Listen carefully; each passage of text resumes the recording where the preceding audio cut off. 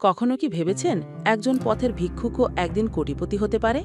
হ্যাঁ, এই গল্পটি ঠিক তেমন একজন মানুষের, যিনি জীবনের সবচেয়ে অন্ধকার গলিপথ থেকে হেঁটে এসেছেন আলোর দুনিয়ায়। এই গল্প শুধু একটি গল্প নয়, এটি একটি শিক্ষা, একটি বার্তা। অসম্ভব বলে কিছু নেই। একটি গ্রামে থাকতেন রমিজ নামের এক যুবক। তার ছিল না বাবা মা, না ছিল কোনো আশ্রয়। প্রতিদিন সে রাস্তায় বসে ভিক্ষা করত, কখনো ভাত, কখনো দুটো টাকা। তবুও তার মনে ছিল একটাই স্বপ্ন, আমি একদিন বড় হব। রমিজ তার ভিক্ষার টাকায় পুরনো পত্রিকা কিনে পড়ত। সে বুঝেছিল এই দুনিয়া চালায় জ্ঞান আর চেষ্টা। দিনে ভিক্ষা, রাতে রাস্তার বাতির নিচে বই পড়া, এটাই ছিল তার জীবন।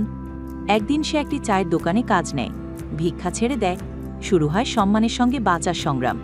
চা বিক্রির মাঝেই সে শেখে কাস্টমারকে কিভাবে খুশি করতে হয়। দোকানদার তার ইচ্ছা দেখে তাকে ব্যবসার কিছু টিপস দেয়। রমিজ ধীরে ধীরে টাকা জমিয়ে নিজেই খুলে ফেলে ছোট একটি চায়ের দোকান। মানুষ ভাবে এই সেই রমিজ, কিন্তু রমিজ থেমে থাকেনি। সে ইউটিউব দেখে দেখে শিখে নিয়েছিল ছোট ব্যবসার কৌশল, কিভাবে বিক্রি বাড়াতে হয়, কিভাবে কাস্টমার ধরে রাখতে হয়, সব কিছু। আজ সেই রমিজের 3টি দোকান আছে, নিজের একটা বাড়ি আছে, মোটরসাইকেল আছে, আর সবচেয়ে বড় কথা, সে এখন গরিব ছাত্রদের সাহায্য করে, তাদের বই খাতা দেয়। একবার এক সাংবাদিক তাকে জিজ্ঞেস করলেন, আপনার সবচেয়ে বড় শিক্ষা কি? রমিজ হেসে বলেছিল, জীবন কখনো সহজ ছিল না, কিন্তু আমি কখনো হার মানিনি।